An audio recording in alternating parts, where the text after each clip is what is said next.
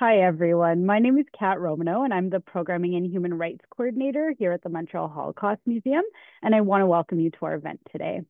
Before we begin, I just want to go over a little bit of housekeeping. All attendees will be kept on mute during the event, and today's discussion will be followed by a Q&A.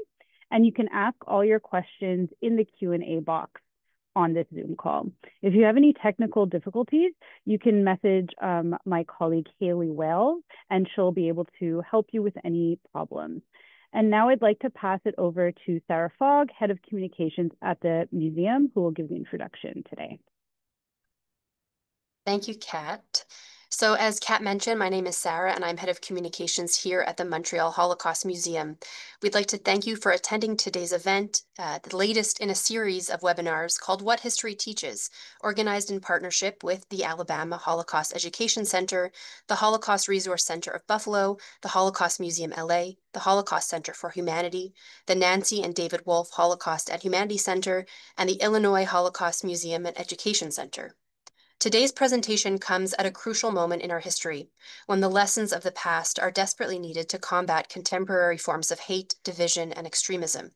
This powerful webinar series explores how democracy eroded and extremism took root in 1930s Germany, and the urgent lessons we can draw today. Our discussion about the loss of women's rights under the Third Reich will be presented by Deborah Barton, Associate Professor of Modern European History at the Université de Montréal. Her research interests center on gender, media, and fascism. Her book, Writing and Rewriting the Reich, Women Journalists in the Nazi and Post-War Press, 1933 to 1955, was shortlisted for the Waterloo Center for German Studies 2023 Book Prize. Without further ado, over to you, Deborah Barton. Thank you so much, Sarah, and thank you very much for the invite to be with you here today, and for all the participants for attending, which I think is a very important series of talks. As Sarah said, the topic of my talk is women and the Third Reich, how Nazism impacted the rights of women, and although the umbrella sort of reason for this series is what history teaches us, I'm not going to specifically draw comparisons to contemporary politics or circumstances, only because I want to leave that open for interpretation. But I think you will certainly see some parallels with regard to rhetoric, threats, and policies targeted towards women or certain groups of women in various countries and regions today. The talk will be sort of very broad strokes because we don't have a lot of time, but we can certainly address more specific examples and whatnot during the question period. So I'll just jump right in. In 1933, Jewish journalist Martha Wertheimer was fired from her position on the Offenbacher Zeitung. The loss of her job left her impoverished. With her career curtailed and no further professional opportunities available to her, Wertheimer devoted herself to aiding the Jewish community, in particular Jewish women, who were largely responsible for their family's survival throughout the course of the Third Reich. Wertheimer died in June 1942 on transport to a killing center in the East. At the same time, non-Jewish journalists and journalist hopefuls, including women, were beneficiaries of the regime's so-called purging of internal enemies from the media. And as we know, the regime considered Jewish Germans their principal enemy. So one of the hallmarks of the Nazi period was how the persecution of certain groups in the population dovetailed with the perceptions of increased privilege and opportunities for other groups. And women were both the victims, but could also be the beneficiaries of these processes. So as the description for the talk stated, I will focus on the loss of rights for women in general, during the Third Reich, but I also want to sort of highlight the experiences and the loss of rights for women within certain communities and groups that the regime positioned as enemies from within or enemies within. So this includes political women, certainly social democrats and communists, so-called asocial women, and this is a group that the Roma and Sinti fell into, and of course, Jewish women. And I want to point out that Nazi ideology was double-edged. It sought to include the so-called desirable population, those who the regime termed Aryan Germans, in a united Volksgemeinschaft or people's community. But along with this was the exclusion, removal, and eventual destruction of the so-called undesirable population. So those who the regime considered social, political, and so-called racial enemies. And so it's these policies of inclusion and exclusion that frame or that define Nazi Germany and that also frame my talk today. I'm just going to give you a brief structure so you know what's coming. I'm going to start out very briefly by addressing the situation for women towards the end of the Weimar Republic. And of course, the Weimar Republic was Germany's democracy that was put in place from 1919, or that was in place from 1919 to 1932. And this is important because there are some elements of continuity with regard to women's experiences that bridge the 1933 coming to power of the Nazi regime.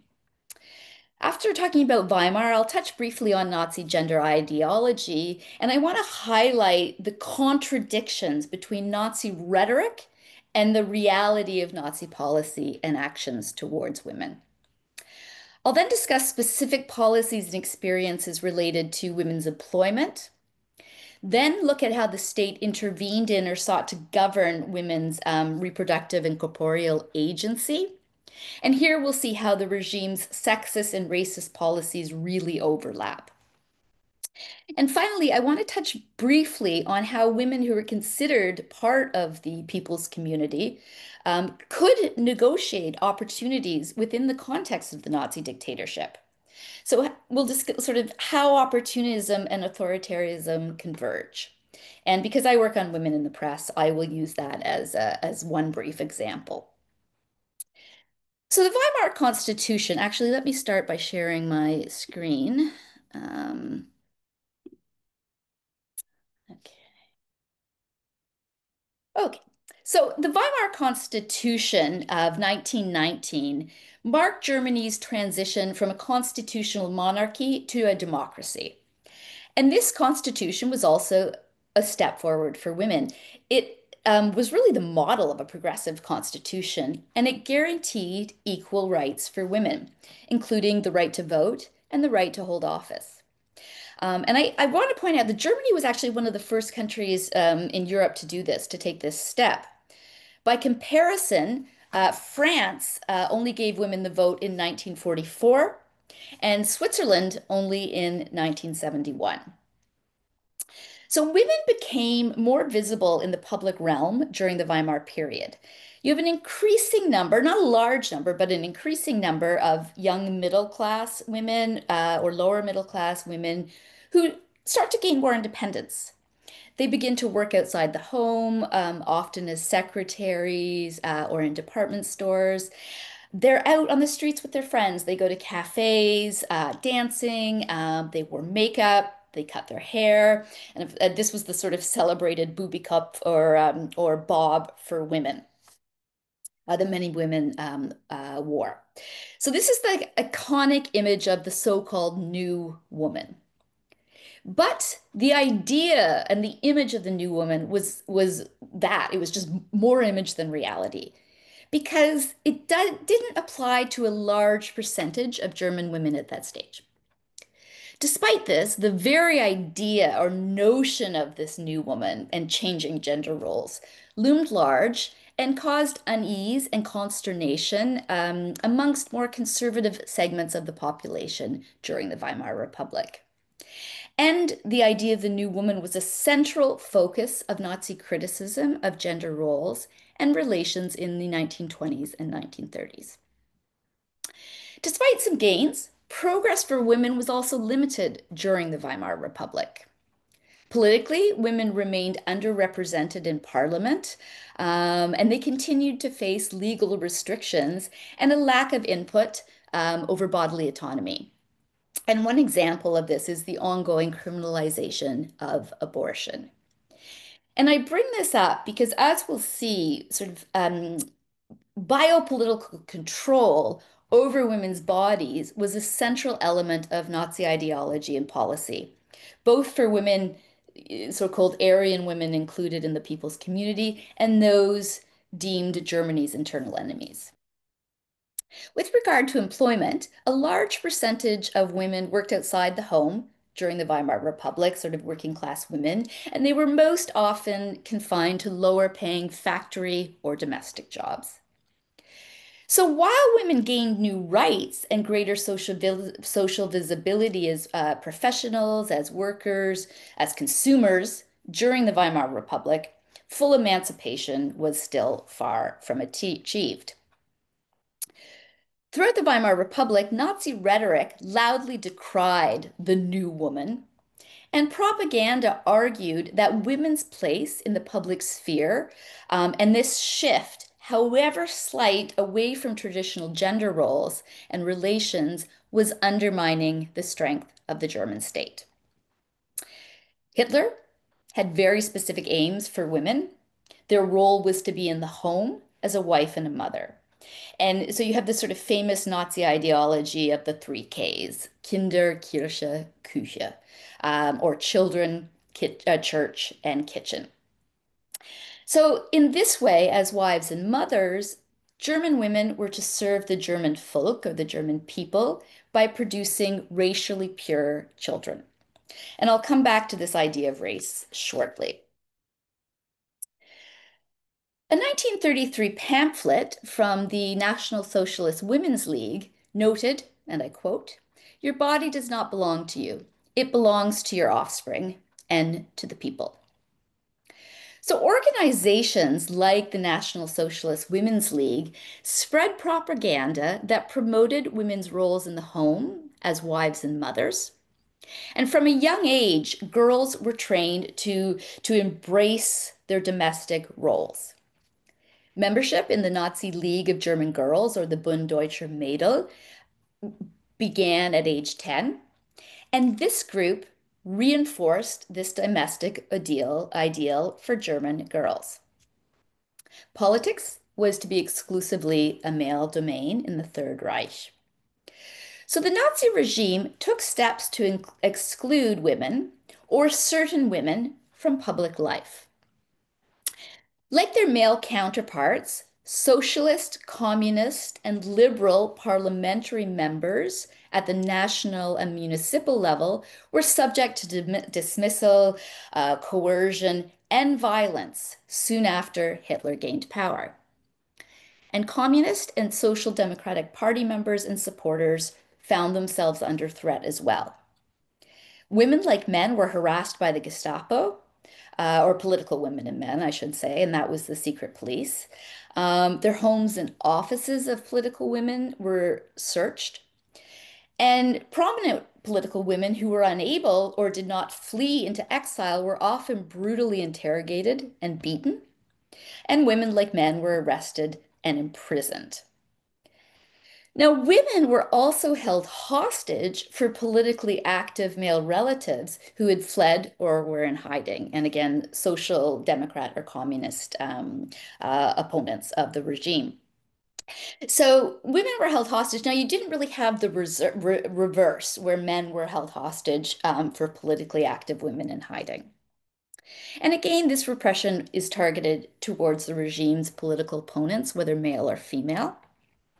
But it is important to mention because women lose the right to political opinions. Overall, steps to remove all women from the public realm, however, were limited, despite Nazi gender rhetoric about women belonging in the home. So I'm going to turn to women at work in general. I mentioned at the beginning that there was an element of continuity between the last years of the Third Reich and the first year, or excuse me, the last years of Weimar and the first years of the Third Reich.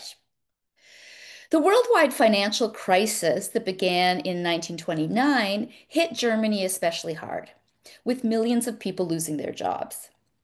In the context of such a high level of unemployment, there was increasing resentment about women in the workforce. So anger and rhetoric were particularly focused on so-called double earners. And that was married women in the workforce whose husbands were also working and earning a salary. So you have tensions around women in the workplace already during Weimar, but it was largely, not solely, but largely related to mass unemployment. Now, shortly after coming to power, the Nazi regime put programs in place both to persuade and to force married women to leave work and to devote their full attention to raising a family.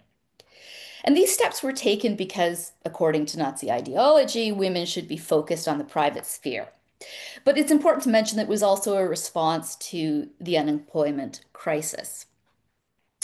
So the Nazi government offered, for instance, very generous bonuses to newlyweds in order to encourage marriage.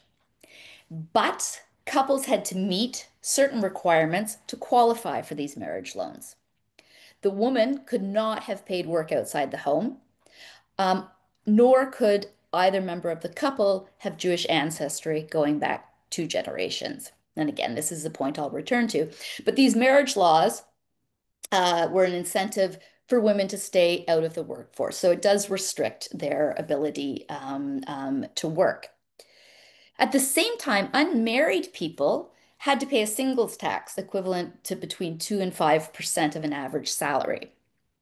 Since working women earned less than men, this singles tax hit them harder.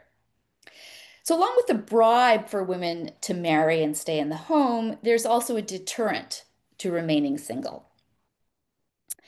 But leaving the workforce was not always a voluntary decision for women living under the Nazi dictatorship. In June 1933, for example, a law designated the dismissal of married women from the civil service. A 1934 decree ordered that all doctors remain single. By 1937, Hitler had banned all women from jobs in the highest echelons of the civil service. The regime also restricted women's enrollment in universities, so it was restricted to 10%. And they took steps such as banning women from serving on juries because women were, and I quote, unable to think logically and make a rational decision, end of quote. So there were more decrees, but those are just to give you an idea of the steps taken, particularly to target married women. So laws like the ones I just mentioned certainly did make certain women victims of Nazi gender ideology. But as with so many aspects of Nazism, the regime's gender ideology was markedly different from reality because it was in conflict with the needs of the German economy and Hitler's foreign policy.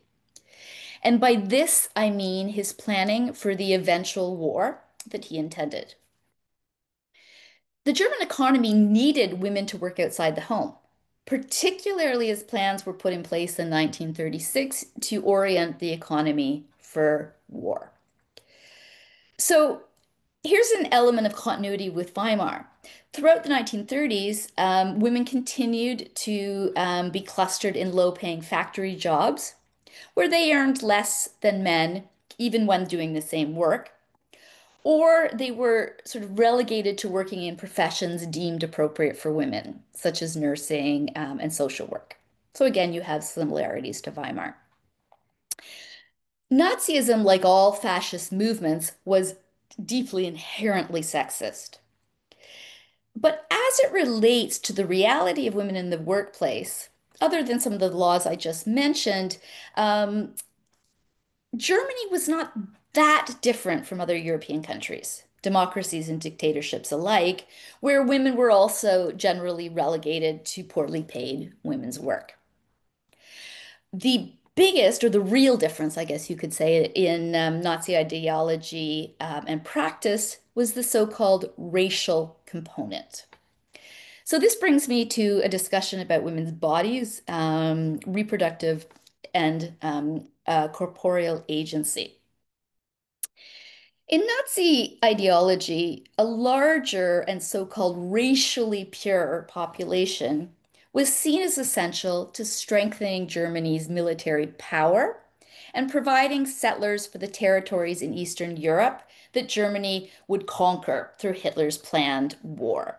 So this was the idea of Lebensraum, that the Germans needed room to expand, and this was going to be into Polish and Soviet territories. So the idea was that to, maintain these territories as Germany's, the regime would need German soldiers and settlers to populate these regions in Eastern Europe and to Germanize them. To achieve this goal related to Lebensraum, the regime pursued aggressive population policies, urging so-called racially pure women, so this idea of Aryan women, to have as many children as possible. At the same time, women the regime deemed unfit or not part of the Nazi community, the Nazi people's community, were to be prevented from having children because such offspring would weaken the German nation. In other words, the regime considered control over women's bodies as a critical element of its population and foreign policy. Measures targeted towards ensuring that desirable or so-called Aryan German women gave birth to several children included the attempt to eliminate or efforts to eliminate abortion altogether and restrict contraception in the Third Reich. So abortion had already been illegal under paragraph 218 of the 1871 German Penal Code. And abortion was illegal in Weimar, although it did take place. But during the Weimar Republic, you also have debates around the question of legalizing abortion and giving women control over their reproductive, or giving women reproductive rights. But no legislation was passed that did legalize abortion. However, the Nazi regime applied the law, so paragraph 218, much more severely than had been applied during Weimar. And at least when it came to women deemed racially valuable. So women who obtained abortions could face or did face prison sentences, often of several years. Doctors and midwives who performed abortions on so-called desirable women also faced extremely harsh penalties. Between 1933 and 1938, there was a 65% increase in yearly convictions and prison sentences related to paragraph 218. So this includes women who were caught, who'd had an abortion and been denounced or were caught, as well as the doctors and midwives that performed them. Beginning in 1935, doctors and midwives were obliged to notify the regional state health office of every woman who had suffered a miscarriage, or every woman they treated who had suffered a miscarriage. So women's names and addresses were then handed over to the police, who investigated the cases they suspected of actually being abortions rather than miscarriages. So there's increased surveillance and intrusion into women's reproductive capabilities and into the decisions related to their own bodies. By 1943, abortion for so-called Aryan women was classified as high treason against the German people. So Nazi pro-natalist policies and actions were actually linked to anti-natalist policies as well. So what do I mean by this? The regime sought to prevent certain women from reproducing. On January 1st, 1934, the law for the prevention of hereditarily diseased offspring came into effect.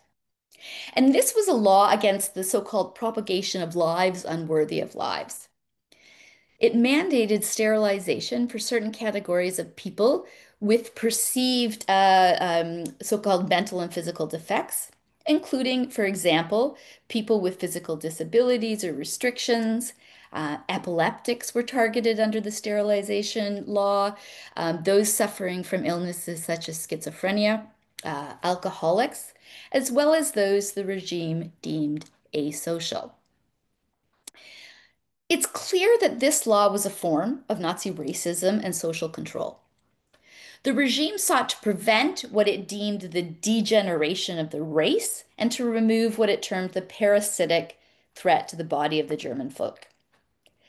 So the categories of those targeted for sterilization were purposefully vague. I mentioned the category asocial, for example. But what the term asocial actually meant or entailed was very ambiguous and malleable. This category could be used against women who were not, according to the regime, subscribing to the appropriate behavior or gender ideals of their class.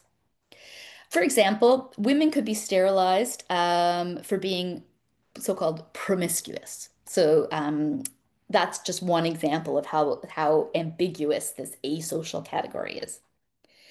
Minorities such as the Roma and Sinti and Black Germans were also targeted for sterilization under the asocial category. And here, somewhere, let me just, oh, I had a picture that unfortunately I deleted. I'll show it to you after, and it's basically of a police officer collecting information about the Roma and Sinti to be used for sterilization purposes and later for deportation purposes. Sterilization of Jewish women, particularly poor women coming from the East, did take place. Especially in cities like Berlin that had a larger Jewish community. But those who were targeted for sterilization at this stage were targeted not because they were Jewish, but because they fell into one of the categories that I just outlined. It's also important to note that at the beginning of 1944, or excuse me, 1934, abortion of so-called defective pregnancies on the grounds of race hygiene did become legal. And women who had such abortions were then often sterilized against their will. So it was the women's choice to have the abortion if it was maybe a non-viable pregnancy, but then they were sterilized. While the regime punished abortion in general very harshly, it's important to remember that in some cases, abortion served Nazi racial policies. By 1939, on the eve of the Second World War, over 300,000 Germans were sterilized, and there was an equal balance between men and women. But it was, of course, a more intrusive process for women.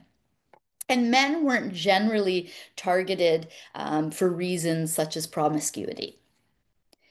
So I want to repeat this point about Nazi policy towards women's bodies. The Nazi state extolled and materially supported motherhood as the proper fate of certain so-called Aryan women, while mandating sterilization for those it deemed unfit, and I quote, the racially and morally deviant. So some women were prevented from accessing abortion or birth control, while others were prevented from giving birth or from reproducing. And we don't have time to explore this next point in detail, but it's very important.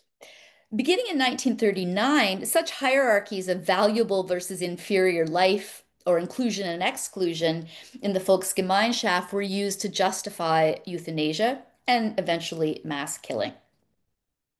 So this brings me to the primary target of Nazi vitriol and persecution, and this was the German Jewish community. The regime believed that European Jews belonged to a separate race that was inferior to all other races, so it racialized Judaism. Propaganda loudly proclaimed that the presence of Jews in Germany was a threat to the German people and the German state, and therefore the Jewish community had to be separated from other Germans to protect and strengthen Germany. As soon as it assumed power, the regime began implementing anti-Semitic policies aimed at the isolation, or what Marion Kaplan termed the social death, of Germany's Jewish citizens. From 1933 onward, there was really this insidious creeping persecution that legally excluded Jewish Germans, men and women alike, from professional employment and banished them from civic, social, cultural, intellectual, and economic life in Germany. So there are over 400 decrees targeted towards the German Jewish community throughout the 1930s. While no major Nazi laws explicitly singled out Jewish women as a separate and legal category, a number of laws, decrees, and policies had gender-specific effects within the broader framework of anti-Jewish persecution. And this is particularly important because between 1933 and 1939, the ratio of Jewish women to men residing in Germany increases. Men were more likely to immigrate, often because prior to the Second World War, they did face higher risks of arrest under Nazi policies or economic exclusion as well. Women tended to be the caregivers for families, and this included children and elderly relatives. So they faced greater obstacles to leaving Germany. Immigration was, of course, very difficult and costly, and some countries restricted entry of individuals over a certain age. So you had a higher percentage of women who stayed behind, often to care for elderly relatives who couldn't easily immigrate. So the loss of rights and the persecution of the Jewish community during the 1930s is felt particularly harshly by women in certain ways, and we'll talk about those. Given the number of laws and actions that impacted Germany's Jewish community, I'm just going to focus on a few, a couple larger ones and one less well known. And I'm going to start with a couple that actually did impact professional women. In April 1933, you had the law for the prevention of the law for the restoration of the professional civil service. And so this law excluded political opponents and Jewish Germans from public service positions such as teachers, judges, and other civil servants. The goal was to create a racially pure and ideologically controlled civil service. Because amongst the educated and employed Jewish women, many tended to work in teaching or social welfare, this law had an immediate impact on their livelihoods. In October 1933, the regime passed the Editor's Law, or the Schriftleitergesetz, that forbade so-called non-Aryans from working in journalism and working in the media. And I mention this law in particular because it relates back to how I opened the talk with the case of Jewish journalist Martha Wertheimer, who lost her livelihood in the fall of 1933 as the media comes under ideological control of the regime. By 1934, 10% of journalists had been removed from the press, and within this number, approximately 10% were women. So women were impacted by laws related to sort of economic exclusion and removal from the professional arena. Between 1933 and 1938, there was a series of decrees that excluded Jewish Germans from public welfare organizations. Jewish women who had worked as nurses, as midwives, or as caregivers eventually lost their licenses. Jewish doctors' licenses were increasingly restricted from 1933 onwards, and they lost their licenses in 1938. At the same time, Jewish women were denied access to hospitals and maternity wards. In 1938, Jewish women were also banned from working as domestics in so-called Aryan households. And this is important to mention because it was a severe economic blow since domestic work had been one of the last available livelihoods that had allowed women to support their entire families after their male partners had lost their professions or lost their ability to earn. Two of the most critical laws I'm just going to cover very briefly were announced in September 1935. And this was under the umbrella of the Nuremberg Laws, which you've probably heard of. The first of these laws was the Reich Citizenship Law, which stripped Jewish Germans of their German citizenship and the rights that went with it. And there was also the Law for the Protection of German Blood and Honor that criminalized marriage and sexual relations between Jewish Germans and so-called Aryans. So there was the loss of the ability to choose a partner. As I mentioned, the Nazi regime targeted Jewish women first and foremost as Jews and not as women. However, there were gendered repercussions to Nazi persecution and to the Nuremberg laws. Men were most often the family's breadwinners. And as they lost their jobs, they tended to become more isolated from interaction with other Germans, or they could isolate themselves. Women couldn't do that because it was women as wives and mothers who generally took care of the family, shopping, preparing the meals, and so forth. And of course, single women had to take care of themselves. And from 1933 onwards, this becomes increasingly difficult and stressful. So you could almost say it was women who are on the front lines because as they're out on the streets, going about their business, for example, shopping for food, they experienced hostility, a barrage of insults, and occasionally were the targets of physical violence. After the 1935 Nuremberg laws, the Jewish community sort of seeks to respond to the loss of rights. And you see in newspapers an increasing number of articles that offer advice to overworked and overwrought Jewish women who, as I said, are sort of responsible for their family's survival. So these articles, these newspaper articles really demonstrate the mounting strain the persecution and loss of rights place on Jewish women. Traditional gender norms sort of allowed women or Jewish women greater freedom of movement in public before the Second World War. So as a result, women were compelled to assume more visible and assertive roles in the public life as they took responsibility for protecting their families. So just a couple of examples. It was often women who went from office to office seeking permission and visas to secure their husbands and their families' immigration to safety. Likewise, women frequently took the lead in negotiating or securing the release of detained family members who were imprisoned in concentration camps or imprisoned by the Gestapo. And women took considerable risks in undertaking these tasks. For instance, they exposed themselves again to harassment, to violence, to sexual harassment, to sexual violence, and also to the possibility of imprisonment.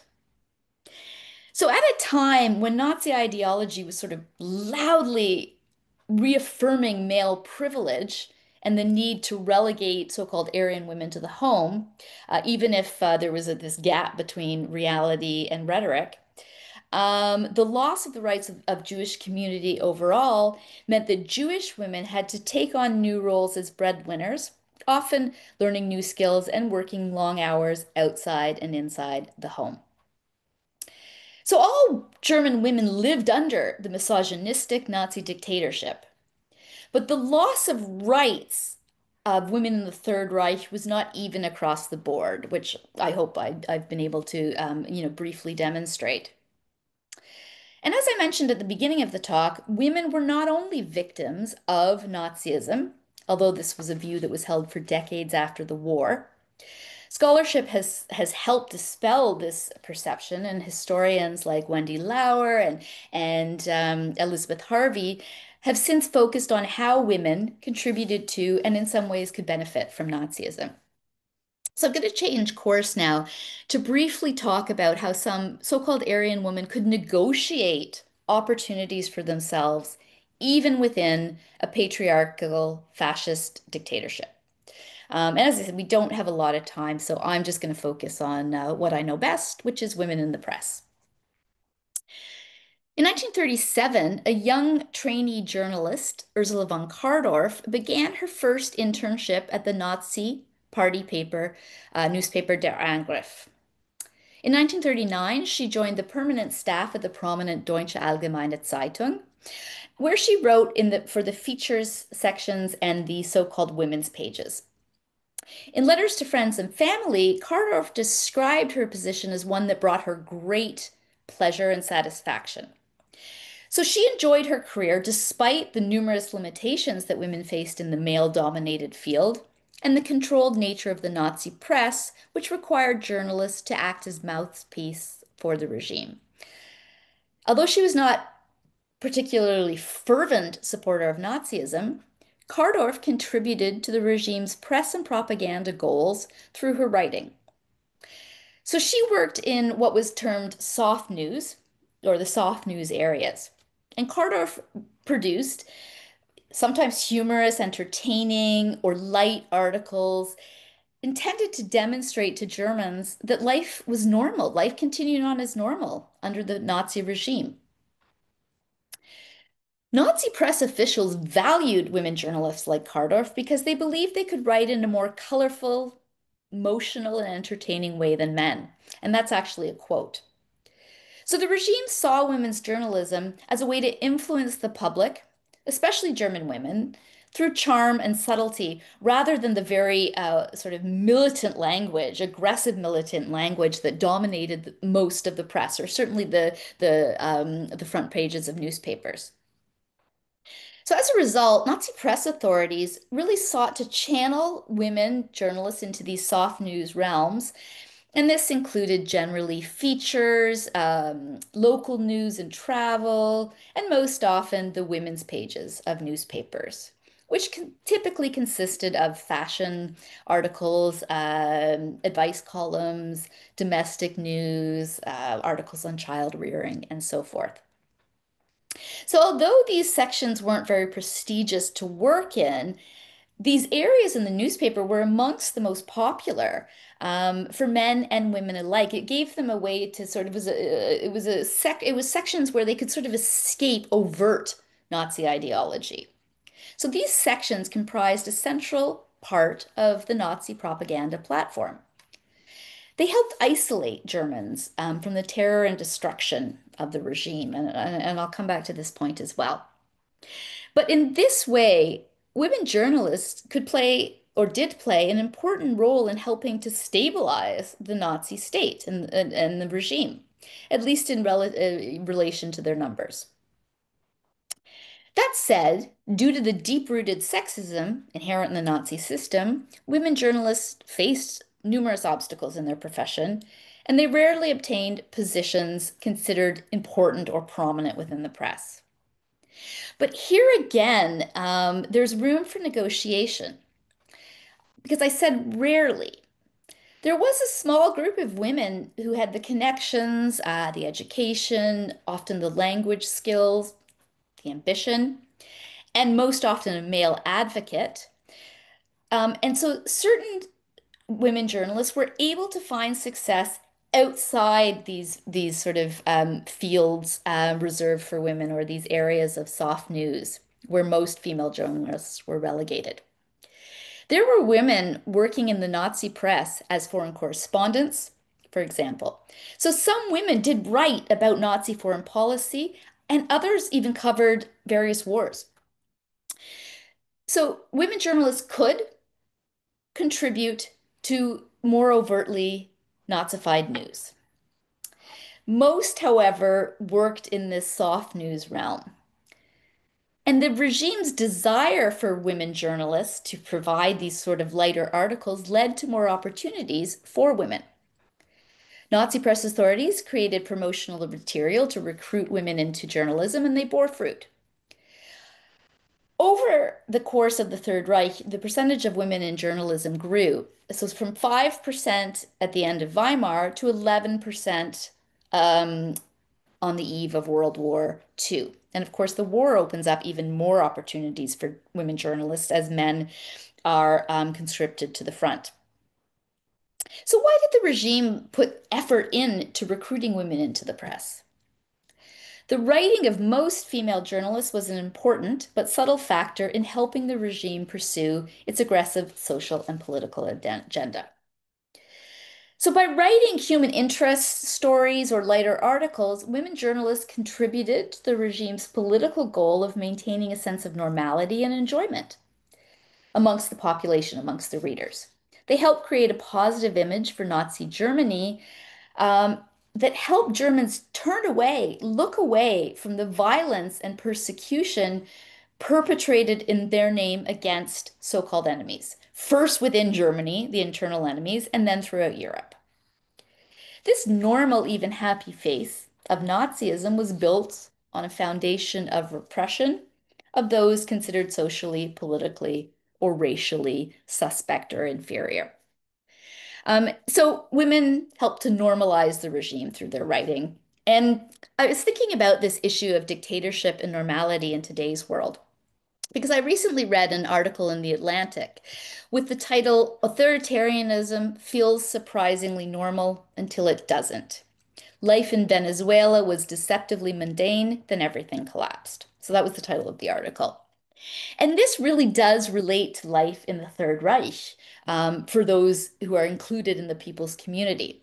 Life could seem normal and mundane until the war, or even until the last years of the war, when the collapse of normality became very real, even for those in the Volksgemeinschaft. And so the writing of women journalists helps to create this notion of normality.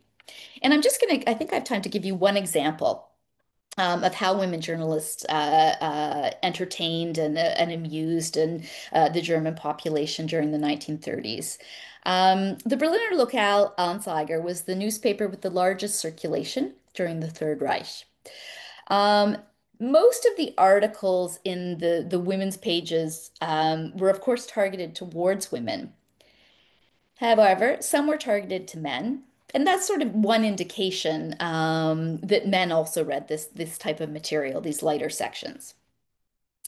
In December 1934, journalist Carola Elenberg wrote several articles advising men on how to buy gifts for their wives and children. And these articles were both intended to be helpful, but they also sort of were tongue in cheek, and they had a little bit of humor about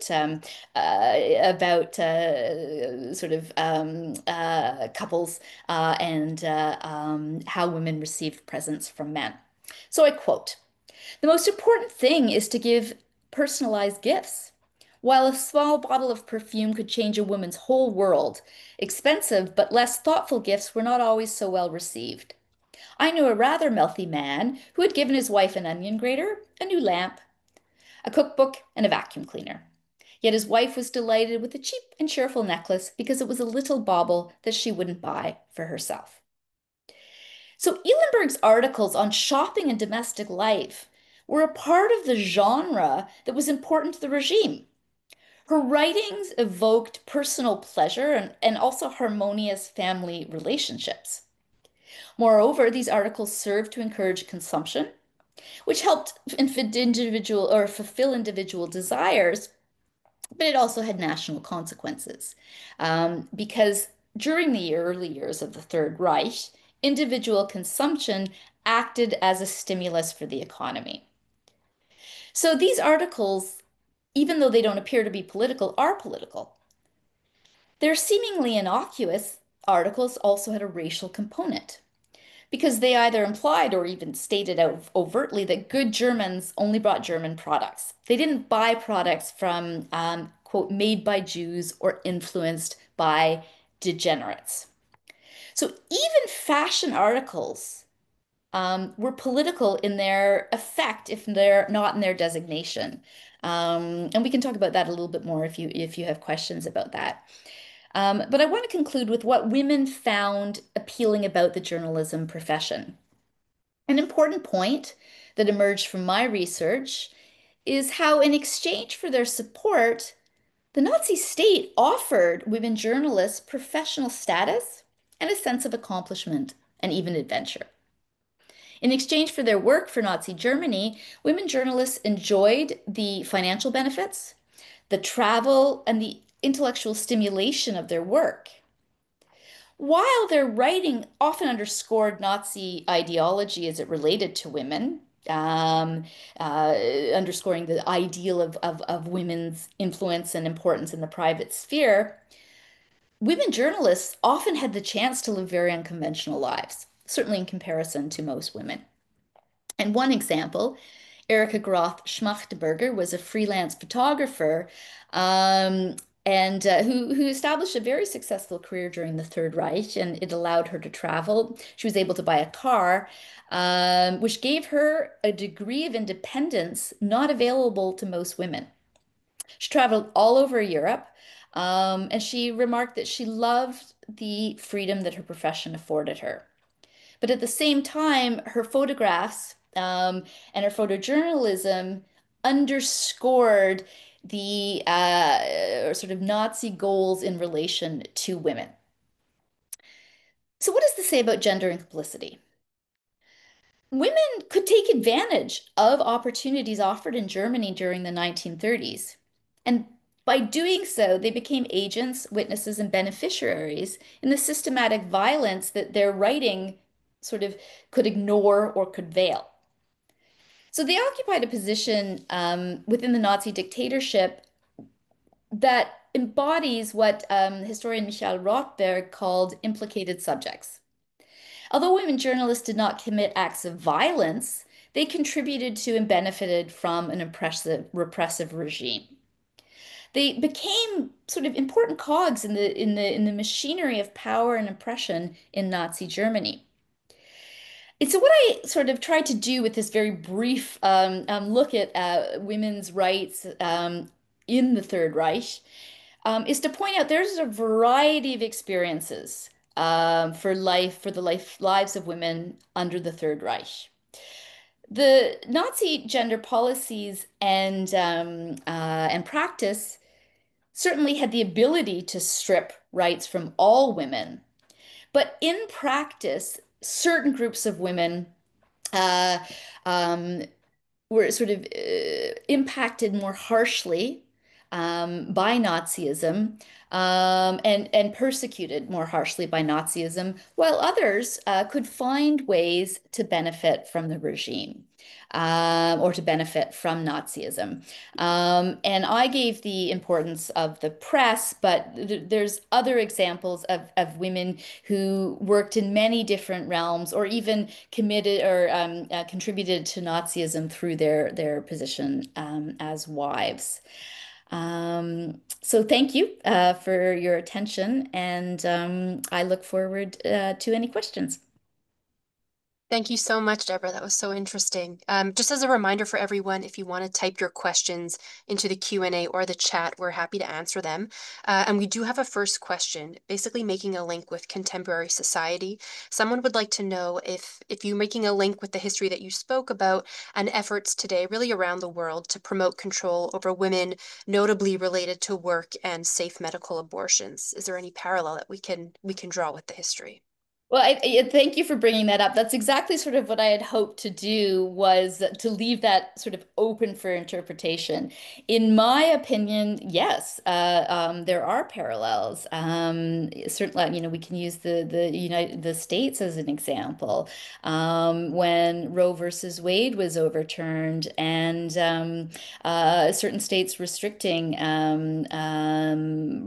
access to abortion, either 100% restriction or making it extremely difficult for women who may need an abortion for medical reasons or simply don't want to go through with the pregnancy. So while I think that it's important to draw lessons from the past and look at the parallels, of course there are different historical contexts, but overall, yeah, I think unfortunately, we do see parallels in states that seek to assert control over women's bodily autonomy.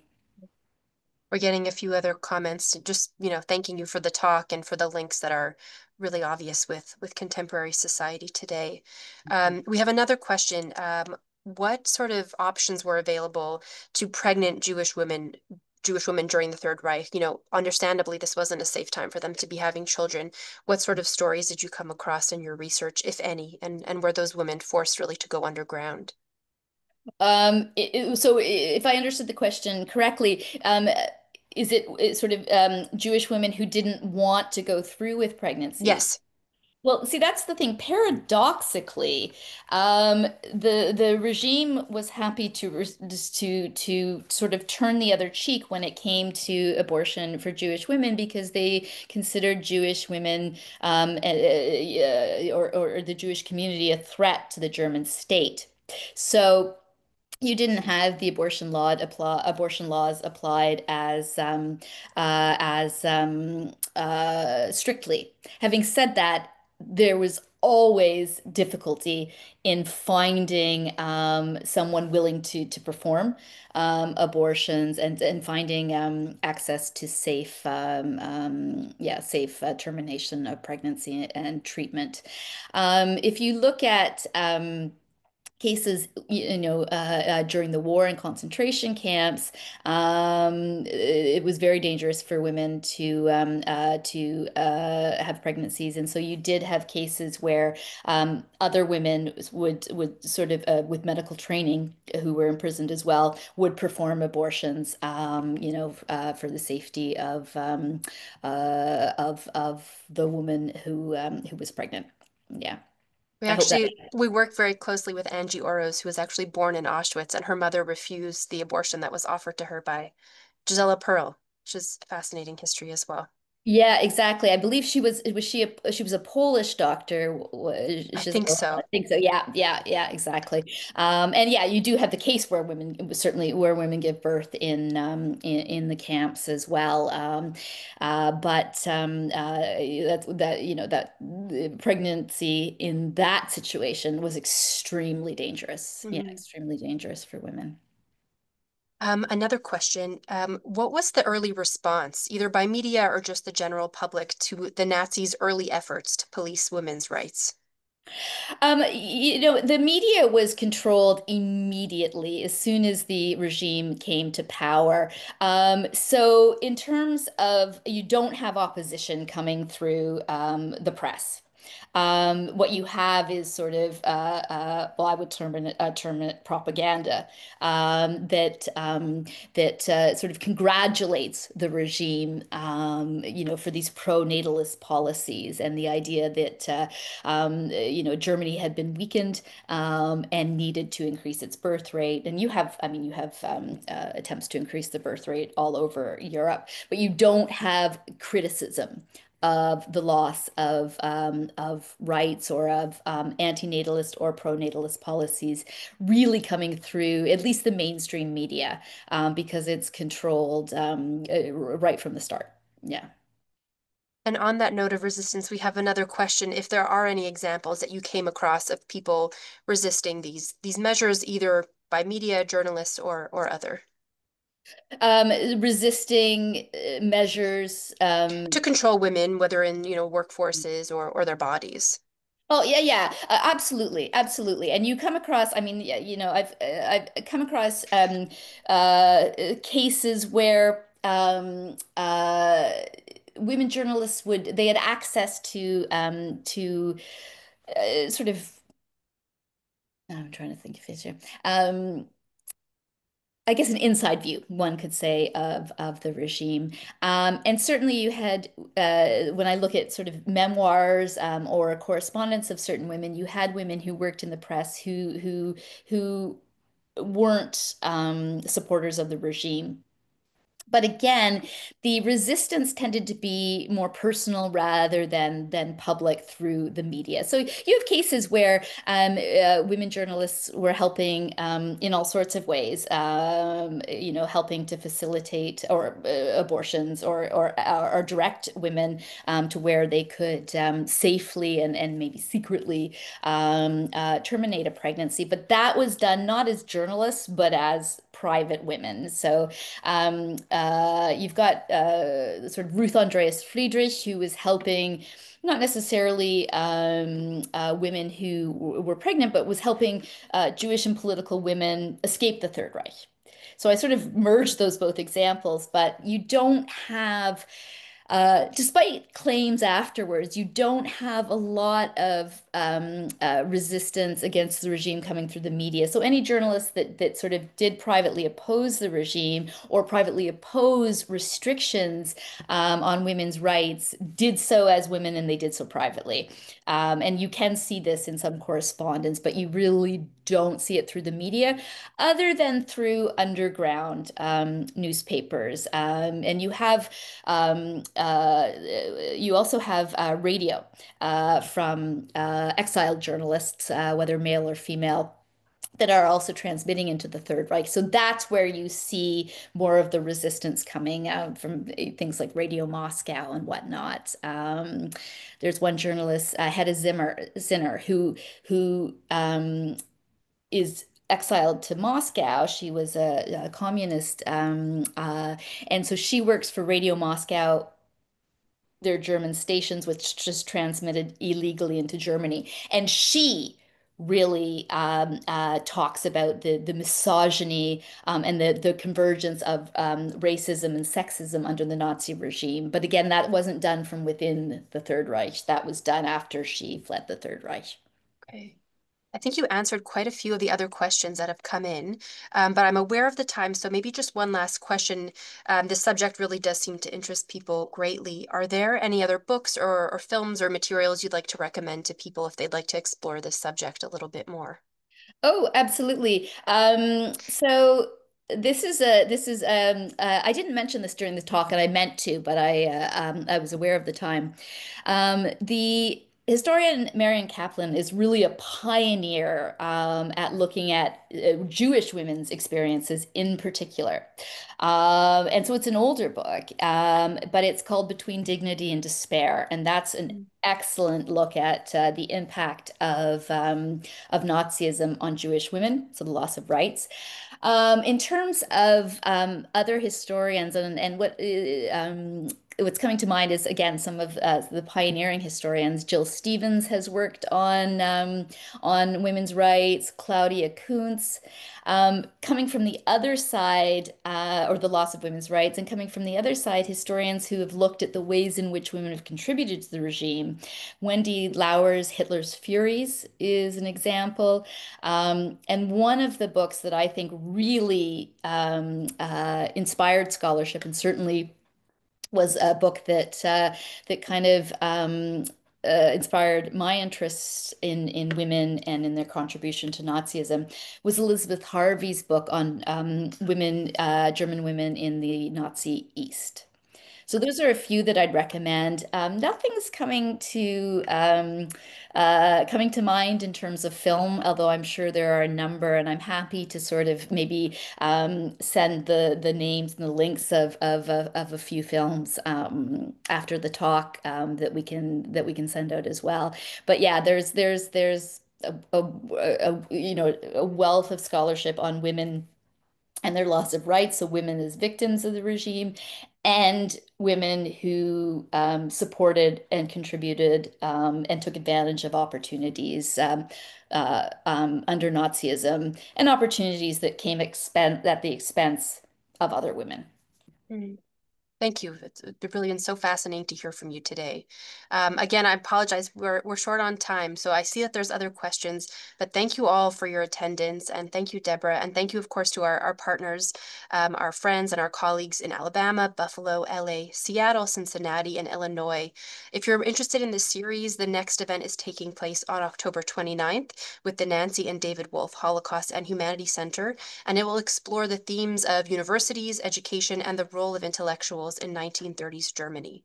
Thank you all so much for attending. And of course, thank you so much, Deborah, for your wonderful presentation. Thank you. It was a pleasure. Thank you for the opportunity. Thank you. Have a great day.